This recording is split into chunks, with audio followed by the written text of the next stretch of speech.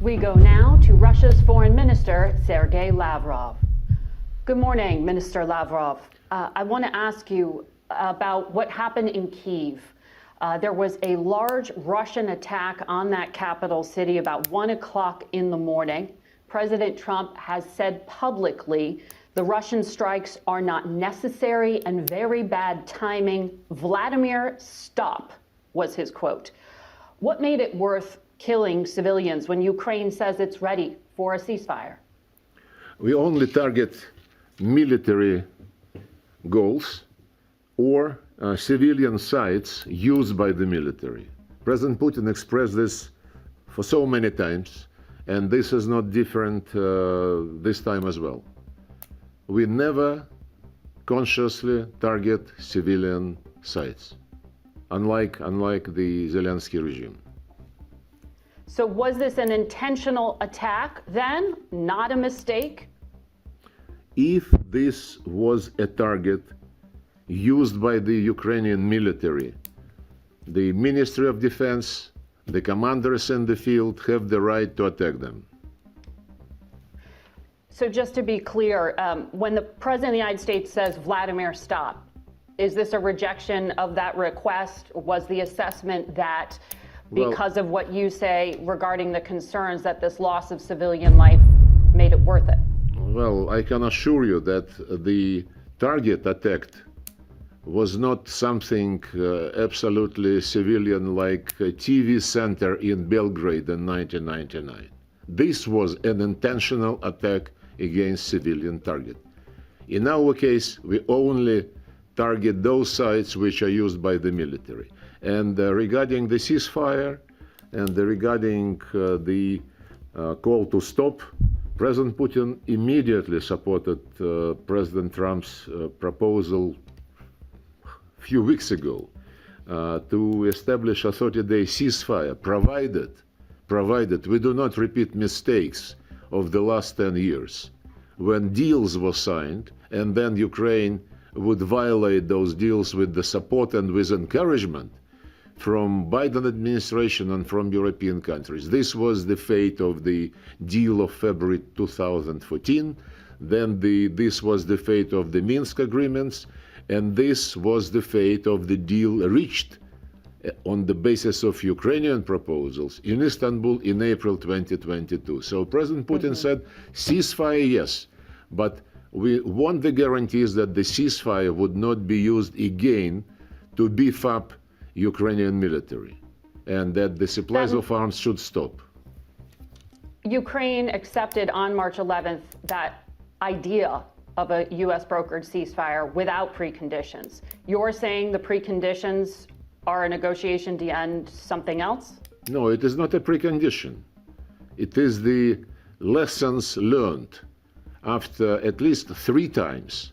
The deals similar to the one which we are discussing now were broken by the Ukrainian regime with the strong support from European capitals and Biden administration. If you want a ceasefire just to continue supply arms to Ukraine, so what is your purpose? Right. You know what Kaja Kallas and what's his name, Mark Rutte said about the ceasefire the NATO and the Secretary General settlement. and the European Union. They bluntly stated that they can support only the deal which at the end of the day will make Ukraine stronger, would make Ukraine a victor. So if this is the purpose of the ceasefire, I don't think this is what President Trump wants. This is what Europeans, together with Zelensky, want to make out of President Trump's initiative. Will Russia continue targeting Kyiv despite President Trump saying, Vladimir, stop? You're not listening to me. We will continue to target the sites used by the military of Ukraine, by some mercenaries from foreign countries, and by instructors whom the Europeans officially sent to help target Russian civilian sites. If you take a look at the situation in the Kursk region of Russia, for example, there is no single military target for the last 6 months which the Ukrainians would fire at. And there was also a proposal by President Trump, immediately supported by President Putin, to have a 1 month moratorium on the attacks on energy infrastructure. We never violated this commitment of President Putin, and Ukrainians violated what Zelensky seemed to support several hundred times. And I sent to Marco Rubio and to the United Nations the list of those attacks. It's really very, very telling and eloquent. And Ukraine disputes that, but putting that aside, I want to ask you about what President Trump said on Wednesday. The President of the United States says he thinks the U.S. and Russia have a deal. Let's get it done. Does President Putin agree? Well, the President of the United States believes, and I think rightly so, that we are moving in the right direction. The statement by the President mentions a deal, and we are ready to reach a deal, but there are still some specific points, elements of this deal which need to be fine-tuned, and we are busy with this exact process. And the President of the United States did not spell out the elements of the deal, so it is not appropriate for me to do this. But he did say there was a deal and that he was sending his envoy, Steve Witkoff, to meet with Vladimir Putin Friday in Russia. Is that meeting still happening, and should we expect a deal this week? Well, you don't trust the word of the President of the United States? I was asking your president's word. What will he tell the U.S. envoy? We continue our contacts with the American side on the situation in Ukraine. There are several signs that we are moving in the right direction. First of all, because President Trump is probably the only leader on earth who recognized the need to address the root causes of this situation. When he said that it was a huge mistake to pull Ukraine into NATO, and this was a mistake by Biden administration, and he wants to rectify this. And Marco Rubio expressed yesterday, I think, also the assessment that the American team now is getting a better understanding of the Russian position and of the root causes of this situation. One of these root causes, apart from NATO and creation of direct military threats to Russia just on our borders, another one is the rights of the national minorities in Ukraine. Everything Russian, media, education, culture, anything was prohibited by law in Ukraine. And to get out of this crisis, you cannot just forget about human rights. Whenever we discuss Iran, Venezuela, North Korea, anything, American negotiators put on top human rights. They have claims in this regard to China, to us, to anybody. But whenever Europeans and other Western nations speak about Ukraine, nobody can mumble the words human rights. Just nobody. On the contrary, what Ursula von der Leyen and other people in Brussels and in Europe say, that Ukraine is defending the European values. So one of these values is canceling the Russian language. Imagine if Israel canceled. Imagine if Israel canceled Arabic language in Palestine. Just imagine. Yeah. You mentioned that the U.S. and Russia need to work on some of these fine points of a deal. Yeah, you want the fine points to be spelled out? Well, of course, I'd love that, but my question this is not the way we... European sources say that the U.S. proposal is really just kind of a list of bullet points. Does Russia have details, the details you need at this point, in terms of a formal proposal? We are really polite people, and unlike some others, we never discuss in public what is being discussed in negotiations. Otherwise, negotiations are not serious. To ask for somebody's opinion regarding the substance, go to Zelensky. He is happy to talk to anybody through media, even to President Trump. He presents his claims. We he said he are hasn't serious. received a We are formal serious proposal, people, so I was and wondering if you had. we consider serious proposals. we make serious proposals, and this is a process which is not supposed to be public until the end of it. Okay, so no deal is imminent. I didn't say this.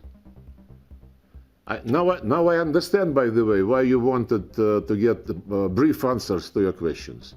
You want some slogans to be in the No, the President of the broadcast. United States said there was a deal with Russia, so I wanted to ask Russia if there is a deal with the United States. Well, So, I just want to be clear. we made our comments on this statement.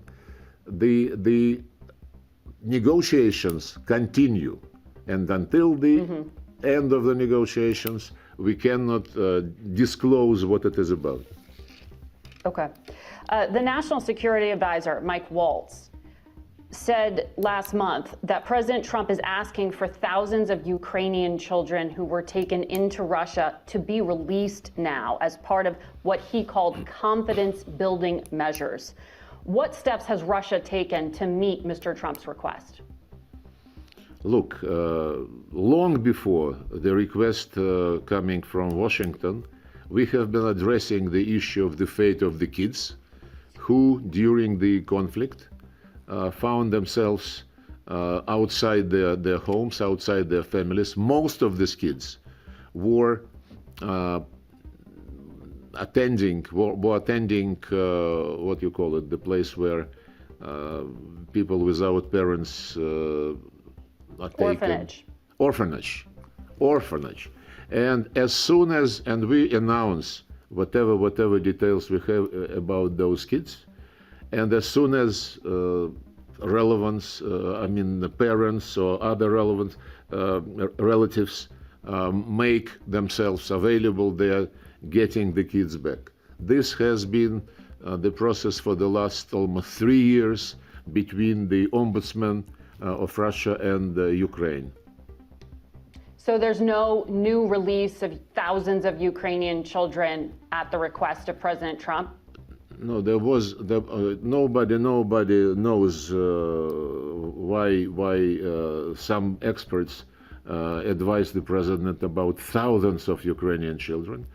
Every now and then, once in 2-3 months, we organize exchanges with Ukrainians with the help of Qatar, Saudi Arabia, United Arab Emirates, who do not make any noise about what they're doing. They just do something which we are participating in very constructive manner, bringing kids back to their parents or relatives.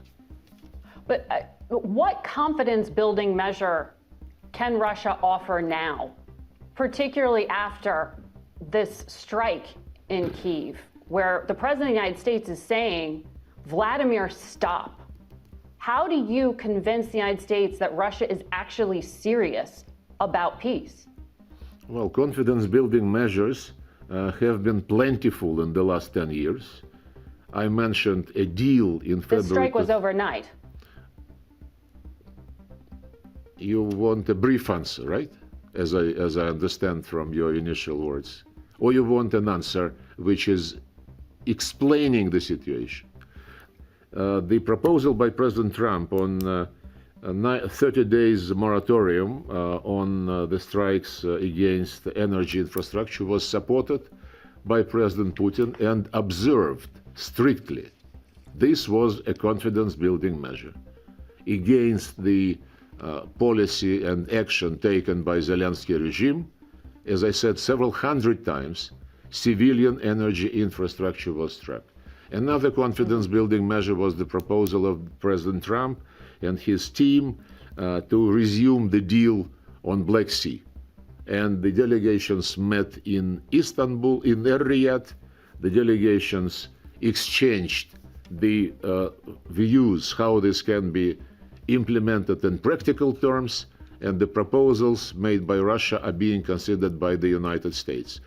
There are many other examples about confidence-building measure, but if you believe that it's only Ukraine who is interested in confidence building, I think a short answer would be this is an illusion. Do you take President Trump at his word when he says if Russia is unable to make a deal on ending the bloodshed in Ukraine, he'll put secondary tariffs, I think he means sanctions there, on oil coming out of Russia? Or do you think that at this point, the relationship between Russia and America has been rebuilt and that won't happen? Well, I cannot comment on what you think President Trump meant when he said something. What do you think he meant when he said secondary tariffs on oil coming out of Russia? Well, we hear many things coming from President Trump. President Trump said that he's sick and tired of the situation in this settlement, especially yesterday when he commented the statements by Zelensky. And President Trump has his own proposals and has his own style in mentioning those proposals in his public speeches. We concentrate, as I said, on the real negotiations which President Trump supports and instructed his people to continue to engage in these negotiations. I'm sorry, the answer was a bit longish, but it's difficult to explain otherwise. Mm-hmm. Mm-hmm. So I ask about the threat of sanctions or secondary tariffs. Because you recently said in an interview, if you had to personally pick sides, you would keep the existing sanctions in place on Russia. You said you've restructured the economy to be self-sufficient, and there is a growing fear that, quote, cunning Americans will lift sanctions all of a sudden to flood our market with services and technologies. So if that's the case, why should the United States consider lifting sanctions at all? Why do you ask me? You just quoted my statement, and this statement is clear for me and clear to all those who read it. If you have questions to the American side, how they treat the situation, it is not the right address to raise it with me. So you want to keep sanctions in place? Is that really the Russian position? I don't want to re-explain what I explained, I think, in quite clear manner. And you quoted, I think, very close to the I quoted you. To the real content, yeah. Right. But it was a bit longer than normally you prefer. I know. Well, back in February, though, one of your colleagues, Kirill Dmitriev, who runs the Sovereign Wealth Fund and has been active in the diplomacy with the United States, said something a bit different. That's why I'm asking for clarification, because he said there is the expectation that American companies would return to the Russian market in the second half of 2025. Well, the president of Russia commented upon this situation. He said that we have nothing against American company, but those companies who decided to leave their business in Russia might find that their place has been occupied already by Russian or other foreign investors. And in this case, we would not make any decisions which would discriminate those who came to invest in Russia instead of Americans. If American companies would like to come to a place which is not yet occupied, if they want to propose a project, a new project, on top of the previous business ties, of course we will look into this, and if we find balance of our interests, I think it would be only natural to get into business together. Well, what areas has the U.S. offered to lift sanctions on? Because it wouldn't be possible for many American companies to enter the Russian market right now under the existing sanctions. It is up to them to decide. So no offer has been made? No. How can we offer something in a situation The United States to Russia. Well, the United States clearly tells us that they are interested in doing business together. We never reject business proposals provided they are based on the equal opportunities and treatment of each other and lead to a balance of interest. Specific proposals which are being mentioned in the media, I cannot comment upon. This is not serious. We are not we are not acting like the people in Kiev who talk to the world through the media, including talking to presidents of great countries. So if I understand you correctly, you neither fear sanctions nor want them lifted. Look, you quoted my statement, and Yes. you quoted it right. That's my Okay. position. Okay. So when President Trump threatens new sanctions, that's not of concern. You're asking this for the third time. Yes. This was a brief trying to answer. This was a brief answer, by the way. You are being brief and direct on that part. I was asking on the sanctions for clarity and directness. Broadly speaking, when you look at what's happening in the battle space in Ukraine right now, analysts say about 18% of Ukrainian territory is under the control of Russian forces. U.S. intelligence says battlefield trends are in Russia's favor. So if that's the case, why should the U.S. believe Russia is serious about ending the war if everything is in your favor? Well, we judge by the reaction of our American colleagues to what we tell them. And this is being done during negotiations. They're confidential as any serious negotiation. And they know our position. And as I quoted Marco Rubio, he publicly said that they better understand the Russian position and the reasons for what is going on. And he said that nobody in Washington lifted a finger to do the same, to try to understand Russia during the Biden administration. Mm-hmm. And this implies that the dialogue continues, that the dialogue is supported by the United States, and I reiterate that it is supported by the Russian Federation, and this dialogue continues. Look, I hope your listeners understand very well that it is not ethical for a foreign minister to prejudge, to presume what presidents might or might not discuss. But you think it would be good for the two leaders to meet soon? Do you expect that's what Envoy Witkoff is negotiating? We're always in favor of meeting with people who are ready for a dialogue. President Putin repeated this thousands of times.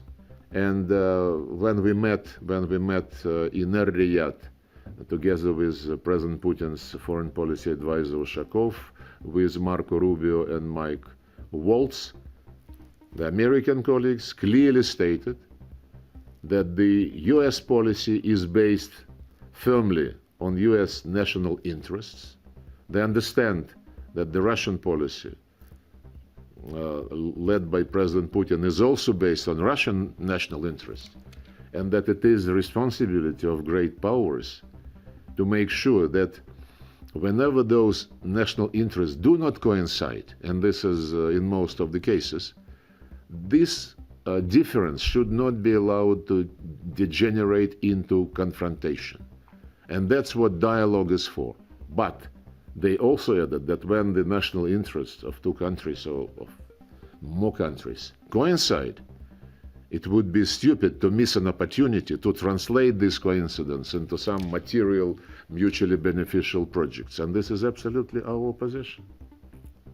You know that President Trump is coming up on 100 days in office, and he has made clear his patience is wearing thin with the diplomacy here. Do you expect the U.S. and Russia to continue to talk after these potential peace talks fall apart? I mean, is the rebuilding of the relationship so significant now that you think it could withstand the peace talks in Ukraine falling apart? First, Russia is always available for a dialogue. So you have to address your question to the American side. Second, you prejudge the current process by saying that eventual collapse of the talks.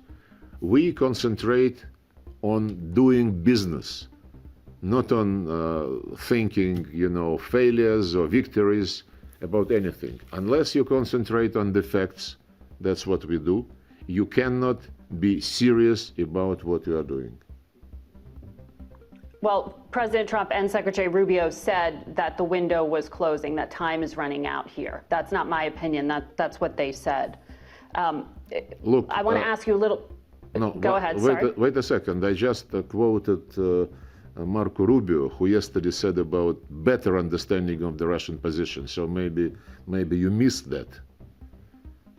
Well, he also said a decision in days needed to be made, and that the U.S. has other things to focus on. No, we understand the impatience, because in the American culture, you create expectations, and you ignite tension around those expectations.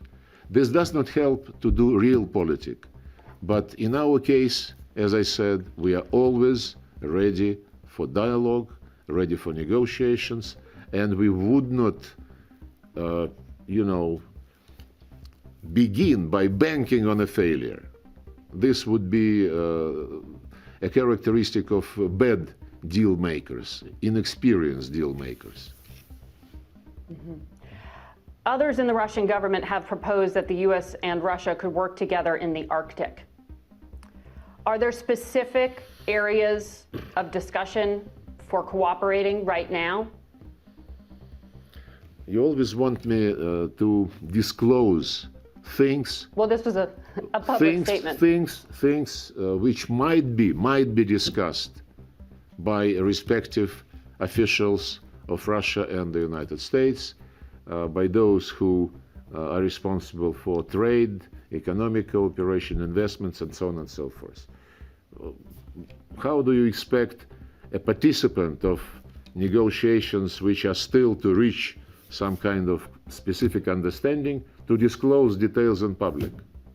It is not serious. I'm asking what you think the potential is. I read President Trump's book, The Art to Make a Deal, and he doesn't advise to disclose information before it's time. Respectfully, President Trump speaks quite a lot about the things he would like to do with Russia and opportunities to work together. I understand you don't want to. On the specific things President Trump has said in public, one of the things he brought up is that the U.S. could work with Ukraine to operate the largest nuclear power plant in Europe, which is in an area, Zaporizhzhia. Russians control that area right now. Do you agree with President Trump's public statements that the best security would be for the U.S. and Ukraine to operate that together? No, we never received such an offer. And if we do, we would explain that the power station, Zaporozhye nuclear power station, is run by the Russian Federation state corporation called Rosatom. It is being under monitoring of the IAEA personnel permanently located on the site. And if not for the Ukrainian regular attempts to attack the station and to create a nuclear disaster for Europe and for Ukraine as well, the safety requirements are fully implemented, and it is in very good hands. So that's a no. No, I don't think any change is conceivable. Okay, because that was in a public statement from the White House to the media. We as I said, we did not receive any proposal which would be specific. So, I understand that journalists have to speculate. We cannot speculate on something which is really not being mentioned during the negotiations. Zaporizhzhia is not being negotiated right now. Shall I say it for the third time? You wanted me to be brief. You wanted me to be brief. Statements. But I heard you, but I just want to be abundantly clear, because that is also widely reported to be in the U.S. proposal currently on the table. Why don't you ask me about President Trump's position on Crimea? You liked what President Trump said about Crimea yesterday when he said that it had been under Russian control since 2014? It's not about liking or disliking. It's about the fact that he said the truth. And when so he said something specific you liked. When Zelensky said that this is absolutely excluded because Crimea is part of Ukraine according to the constitution, nobody in Europe or in the States, by the way, reminded him that apart from territorial issues, the Ukrainian constitution guarantees, I quote, the free development, the use and protection of the Russian and other national minorities' language in Ukraine. And they guarantee the development of ethnic, cultural, language, and religious identity of all peoples and national minorities in Ukraine.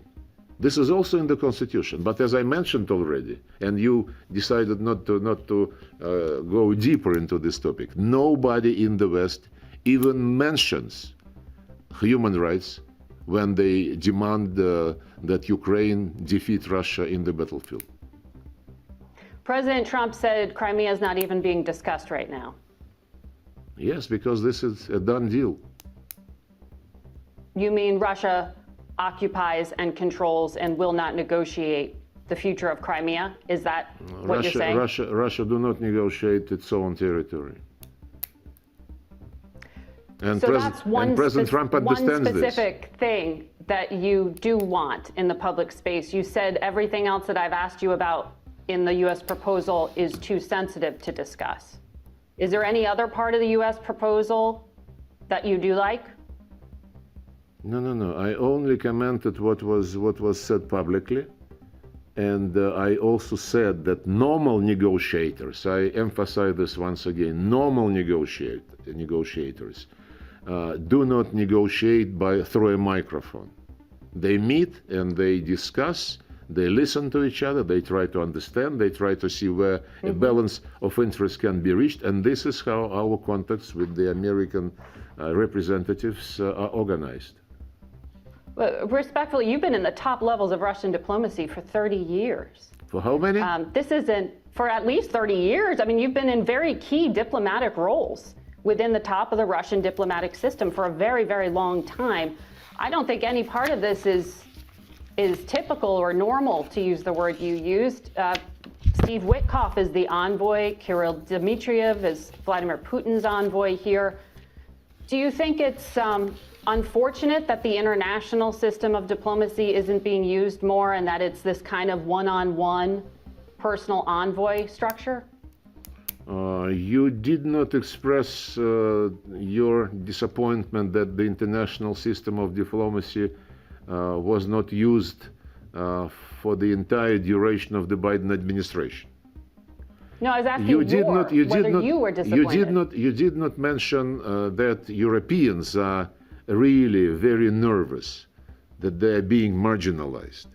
But I can quote a lot of what Europeans stated. I mentioned already Kaja Kallas and Ursula von der Leyen, who said any deal must make sure that Ukraine is stronger and that Ukraine is on top of Russia. Look, do you need negotiators who believe in this kind of logic and who don't want to look for honest balance of interest? The Trump administration is interested in searching for a balance of interest. They sincerely want to understand better the Russian position, and they're getting this understanding. And we understand better the American position through negotiations and meetings and discussions which we have with them. Back in January, Russia signed a deal with Iran to become a strategic partner. Would Russia be willing to sever that relationship at the request of the U.S. if it meant better relations with America? There was never any request like this, and we welcome the process which was initiated between the United States and Iran. We are ready to be helpful if parties believe this can be the case, and they know this. You were the negotiator back in 2015 on behalf of Russia for that landmark international agreement, the JCPOA. And part of how Russia was helpful was destroying Iran's enriched nuclear material. Is that an offer you would do again? We were not involved in destroying Iran's nuclear material. Disposing. The part of the deal was to move some amount of this material to Russia for keeping. Okay, so not destroying but keeping. Would you keep Iran's enriched nuclear material that they've made in the past few years? Is that an offer to the U.S.? We are not putting our nose in the negotiations between two countries, one of which is not Russia. And I said very clearly, I believe, but you wanted a brief answer, I will have to be longer, since it is not probably getting through. We welcome the dialogue between the US and Iran.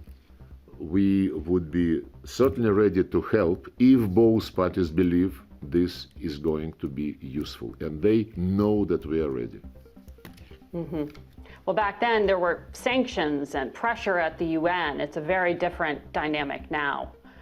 I want to ask you quickly about nuclear weapons because Russia is such a nuclear powerhouse. According to US intelligence, Russia is developing a new satellite meant to carry a nuclear weapon, which would knock out other satellites and devastate the US if it's used. That's in publicly published material. Does Russia intend to violate past treaties and actually put a nuclear weapon in space? Well, before asking this question, you have to check whether this is true or not, what your military... This is what U.S. intelligence says. U.S. intelligence... I was listening to President Trump about his views of what is the list of achievements of U.S. intelligence, and I have my own facts on which I rely. We have been promoting for many years in the United Nations a resolution prohibiting putting any nuclear weapons into outer space. The country which is categorically against it is the United States. At the same time, the United States promotes an approach according to which they want to prohibit putting conventional weapons in outer space. And they cannot answer the question, does this mean that nuclear weapons they would be planning to move to the orbit? So my answer is very clear. We have been championing in the United Nations a legal prohibition of placing any nuclear weapons in outer space. And the United States, at least during the Biden administration, this was the case. They were categorically against it. It was the Trump administration's intelligence community that published those findings just a few weeks ago. Are you saying the Trump administration's intelligence community findings are incorrect in regard to Russia developing a new satellite meant to carry a nuclear weapon? We denied those allegations. We, once again, cannot help repeating, have been promoting for years in the United Nations a treaty, not a declaration, a treaty prohibiting placing weapons in outer space. And the United States is against it. I cannot comment about the validity of the intelligence reports, as I told you. We never received any facts which would confirm the allegations. Do you have any interest in arms control talks with the United States, with the Trump administration?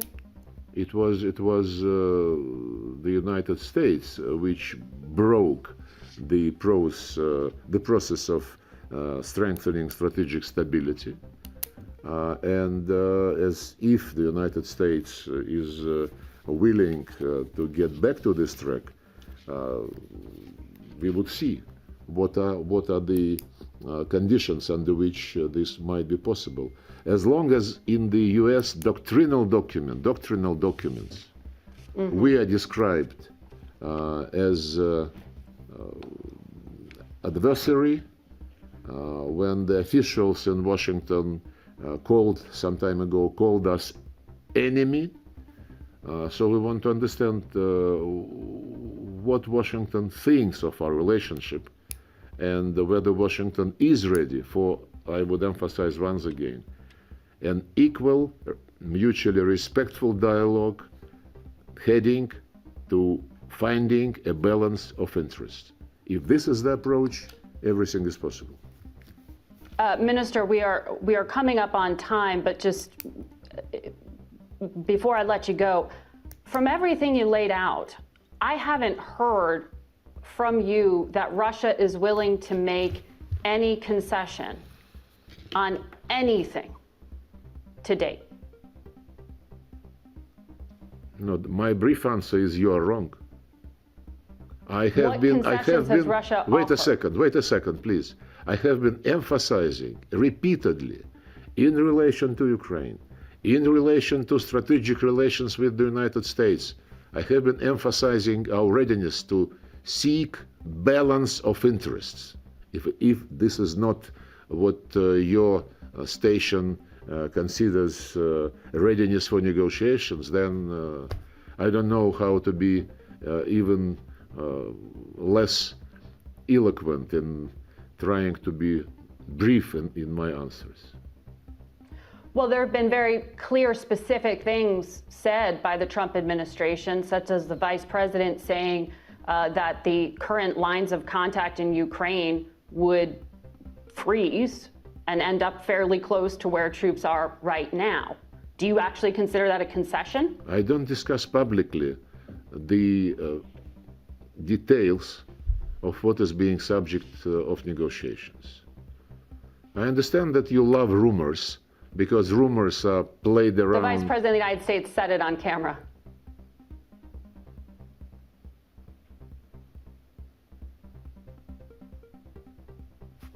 Was it a question? What did you say? Well, rumor. You said it was a rumor. The Vice President said it. No, I said Perhaps that you missed it. No, I said about us. We are not discussing things which are subject to negotiations. Okay. Minister Lavrov, thank you for your time this morning. Thank you.